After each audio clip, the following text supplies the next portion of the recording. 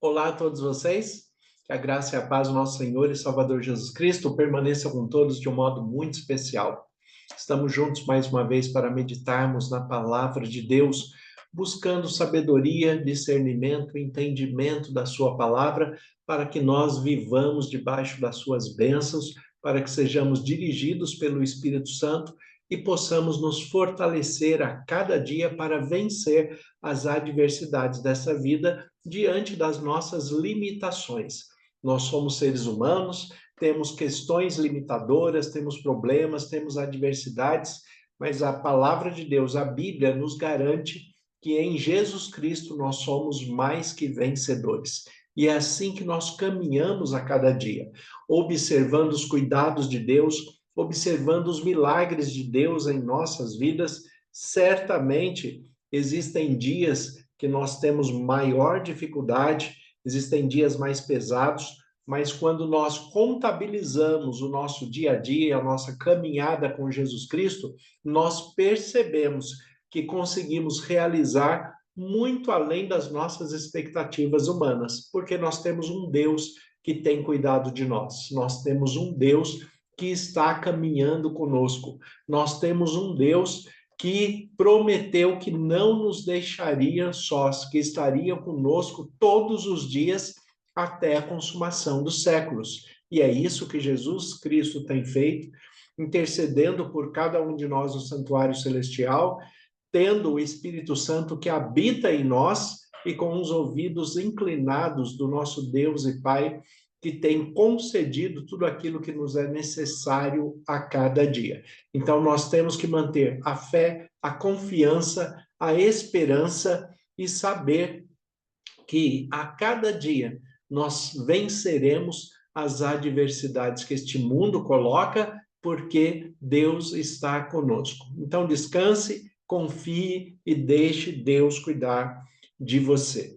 Quando nós olhamos para os cuidados de Jesus, os milagres de Jesus, nós podemos dizer que nós temos uma vida de milagres, nós temos uma vida de cuidados espirituais de uma forma tão diferenciada que existem muitos detalhes da nossa vida que nós não conseguimos explicar. Existem muitos detalhes da nossa vida que nós temos dificuldade até mesmo de compreender, não só de explicar, mas a compreensão fica difícil porque os milagres e os cuidados de Deus são tão intensos e tão verdadeiros que ultrapassam o limite das palavras humanas para que nós consigamos expressar aquilo que Deus tem feito por nós em Cristo Jesus. Assim também era no tempo em que Jesus estava na terra, em que Jesus estava em carne, o Deus encarnado estava ensinando os seus discípulos e desta forma também através dos registros dos evangelhos, nós podemos crescer, aprender, observar os ensinos de Jesus para que nós vivamos cada vez melhor. Então, o texto de Marcos, capítulo 6, a partir do versículo 30, eu estou lendo aqui na versão A Mensagem. Então, Marcos, capítulo 6, versículo 30 em diante, o texto diz assim, a respeito de Jesus. Os apóstolos voltaram de sua missão e relataram a Jesus tudo o que havia feito e ensinado. Jesus disse: Venham, vamos parar e descansar um pouco. Era tanta gente indo e vindo que eles não tinham tempo nem para comer. Eles entraram no barco e foram para um lugar mais tranquilo. Entretanto, alguém os viu partindo e a notícia se espalhou. Muita gente saiu correndo das cidades vizinhas e chegando ao lugar de destino antes deles. Quando Jesus saiu do barco, uma multidão imensa o aguardava. Ao ver todo aquele povo, ele ficou comovido. Afinal, eram como ovelhas sem pastor. Ele imediatamente pôs-se a ensiná-los. Já no cair da tarde, os discípulos viram que Jesus estava se alongando e interromperam. Estamos no meio do nada e está ficando tarde. Despede o povo para que eles saiam e consigam o que comer nas redondezas. Jesus respondeu: Vocês vão dar comida a eles. E eles perguntaram: É sério? Mesmo que gastemos uma fortuna? Mas ele estava brincando. Quantos pães vocês têm? Verifiquem. Não demorou para saberem. 5 pães e 2 peixes, informaram. Jesus mandou que todos se assentassem em grupos de 50 ou 100 na grama verde. Ele tomou os 5 pães e os 2 peixes, olhou para o céu, orou, abençoou o pão e partiu e o entregou aos discípulos. Por sua vez, repartiram com o povo. Ele fez o mesmo com o peixe. Todos comeram e ficaram satisfeitos. Os discípulos recolheram 12 cestos de sobras e os partiram, e os participaram da refeição foram cerca de 5.000. Os que participaram da refeição foram cerca de 5.000. Observe que esse texto ele tem muitas questões culturais, inclusive tratando de uma expressão que nós na teologia chamamos de gematria, onde os números representam algo significativo dentro da história.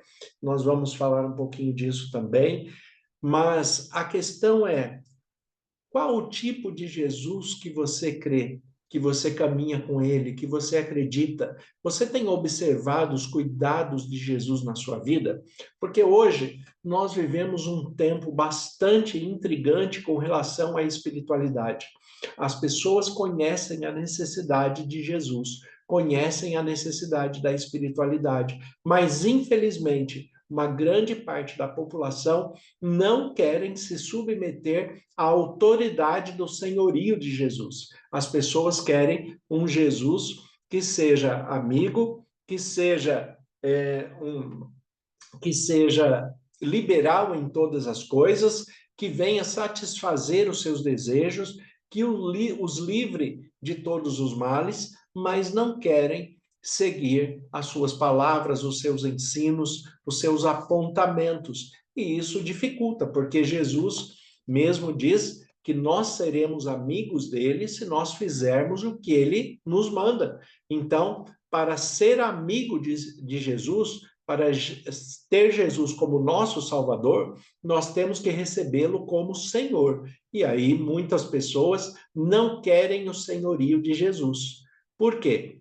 Porque se submeter ao senhorio é submeter-se a alguém que está ordenando, que está instruindo para o bem e te dá a liberdade de rejeitar a instrução, mas que, se você rejeitar, ele já sabe que o resultado não vai ser positivo, que o resultado não vai ser agradável. E se eu rejeitar, eu não vou ser amigo dele, ele não vai ter como caminhar comigo. Porque caminhar com Jesus, muitas vezes, nós usamos uma expressão dentro do meio cristão que fala que você deve se entregar a Jesus. O que significa isso? O que significa se entregar a Jesus? Se entregar a Jesus não é apenas professar a fé de que ele existe, que ele é o Filho de Deus e que eu reconheço a sua divindade. Não. Se entregar a Jesus é reconhecer a sua autoridade, o seu senhorio sobre mim. Quando eu me entreguei a Jesus, eu me coloquei debaixo da sua palavra, debaixo das suas ordens, debaixo dos seus mandamentos, debaixo dos seus ensinos. Isto é se entregar a Jesus. E se não for desta maneira, não há uma entrega genuína, não há uma entrega real, não há uma entrega espiritual.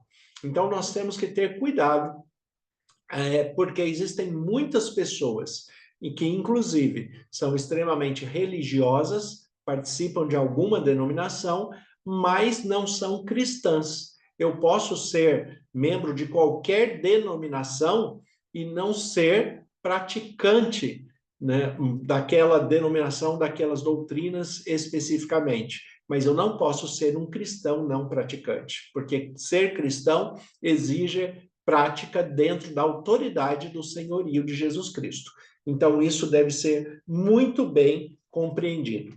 O texto aqui, no versículo 30 de Marcos 6, ele relata que os apóstolos estavam voltando de uma missão, relataram tudo o que fizeram a Jesus, e Jesus, vendo que todos estavam cansados e o próprio Jesus estava cansado, Jesus ele propõe que eles vão para um outro lugar mais tranquilo, mais reservado, para que todos possam descansar. O problema é que as pessoas souberam que Jesus e os discípulos iam para lá.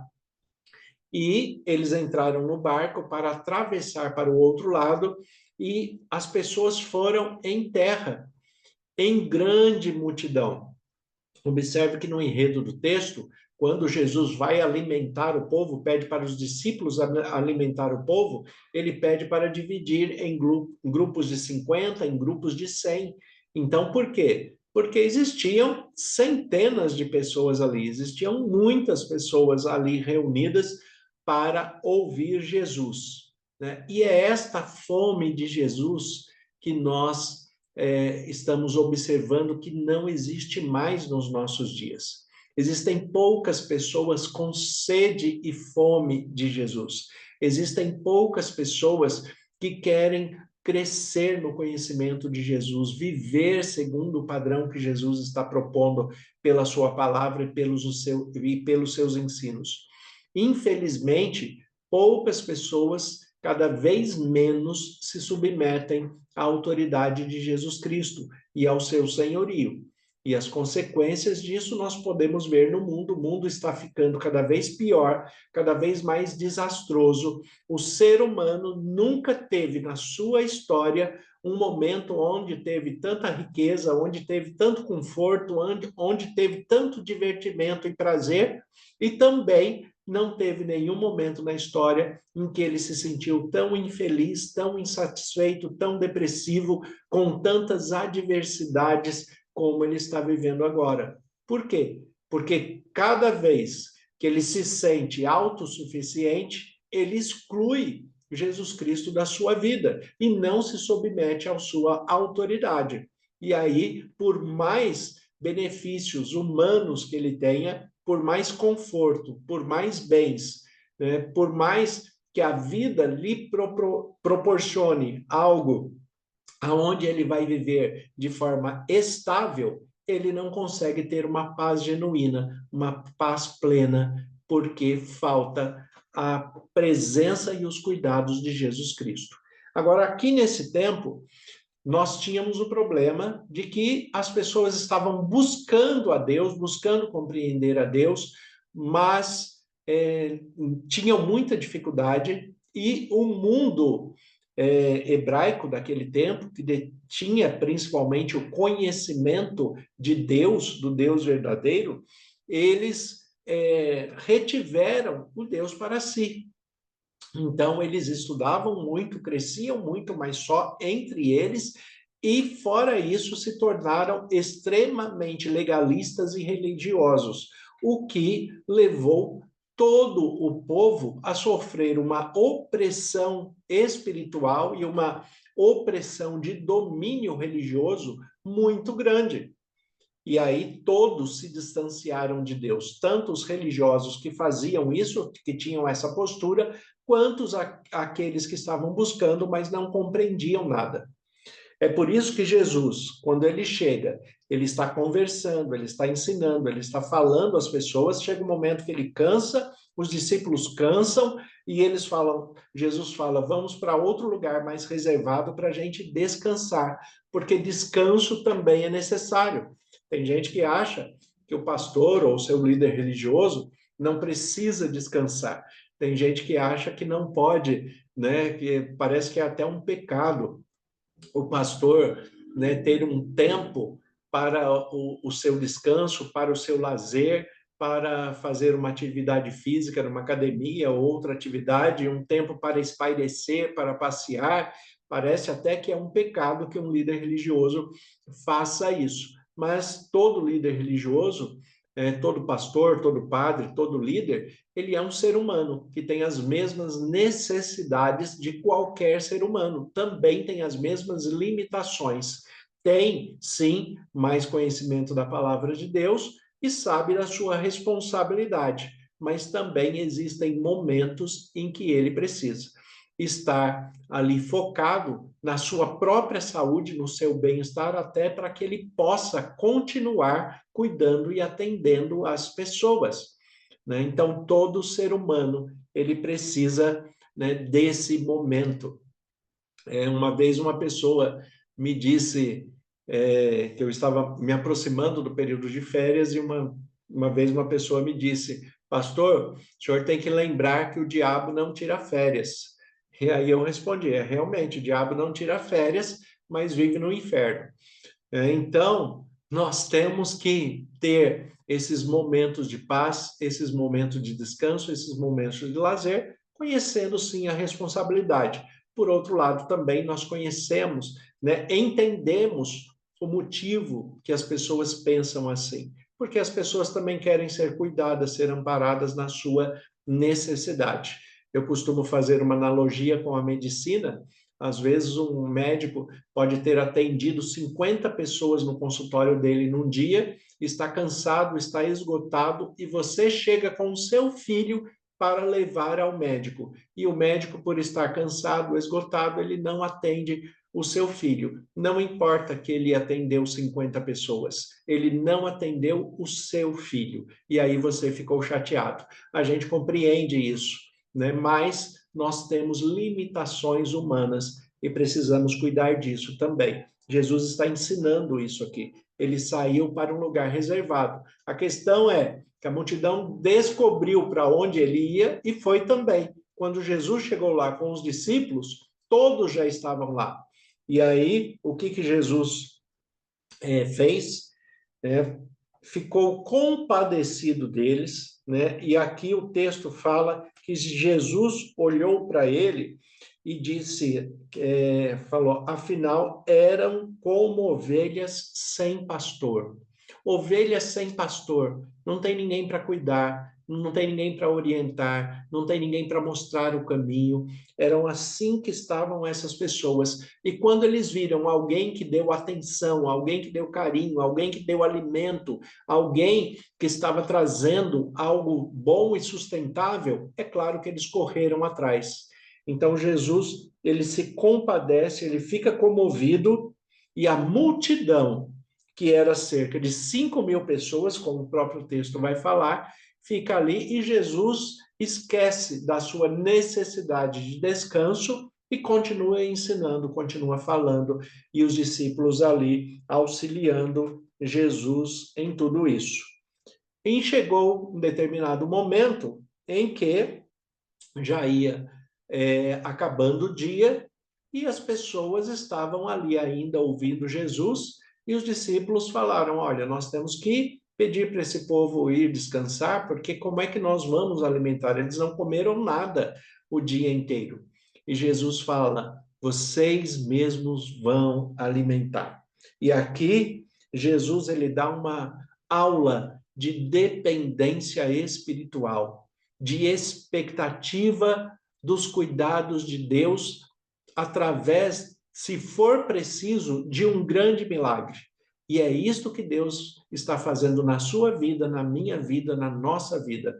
Nós vivemos de milagres todos os dias. Jesus Cristo promove milagres todos os dias. O fato de nós estarmos vivos, trabalhando, lutando para a nossa sobrevivência, mantendo a perseverança na fé, no amor e em Cristo Jesus, tudo isso já são milagres enormes, porque o mundo está cada vez pior, o mundo é mau, o mundo traz desilusões, traz desesperanças, mas em Cristo Jesus nós superamos todas as adversidades deste mundo. Então, nós vivemos de milagres. E Jesus, ele vai ensinar isso para os seus discípulos, porque quando Jesus fala aqui na linguagem da Bíblia Mensagem, que é uma linguagem contemporânea, uma linguagem bastante comum, mas muito própria para os nossos dias, como se Jesus estivesse falando, conversando hoje. Então, o texto mostra aqui no versículo 37, Jesus respondendo aos discípulos: vocês vão dar comida a eles. E a resposta dos discípulos, que é muito curiosa, que é uma resposta muito comum nossa.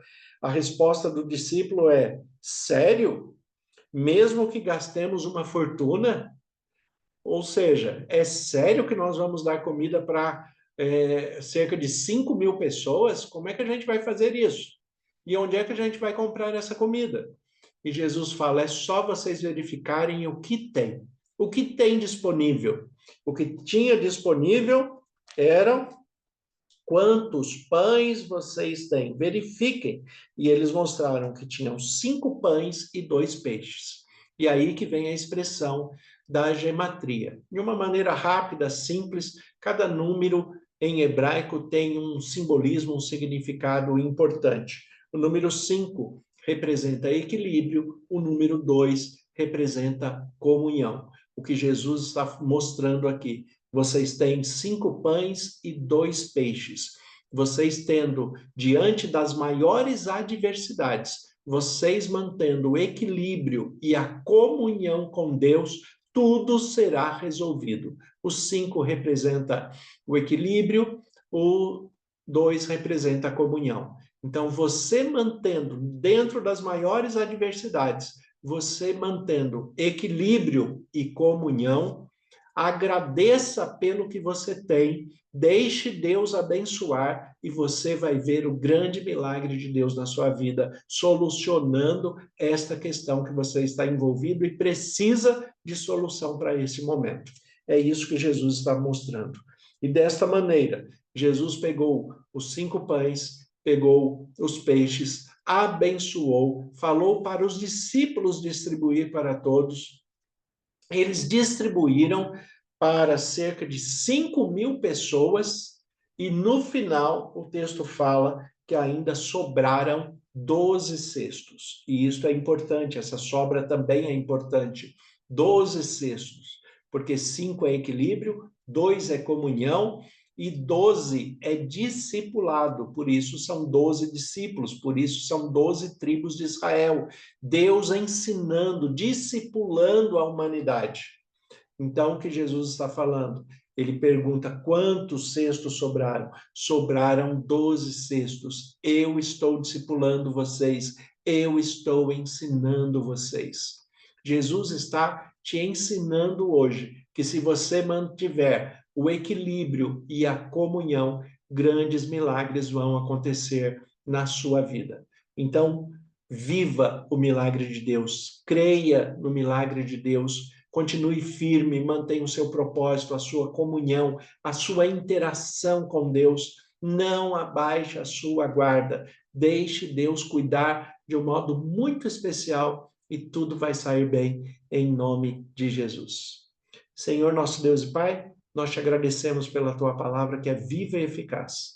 Em nome de Jesus eu peço as tuas bênçãos sobre todos aqueles que estão nos acompanhando, que eles tenham da tua paz, da tua direção espiritual, a provisão de cada dia e que eles tenham um milagre naquilo que é impossível para as suas necessidades. Nós te agradecemos pelos teus cuidados e bênçãos e oramos em nome de Jesus. Amém. Que Deus abençoe a todos vocês. Tenham um excelente dia em nome de Jesus.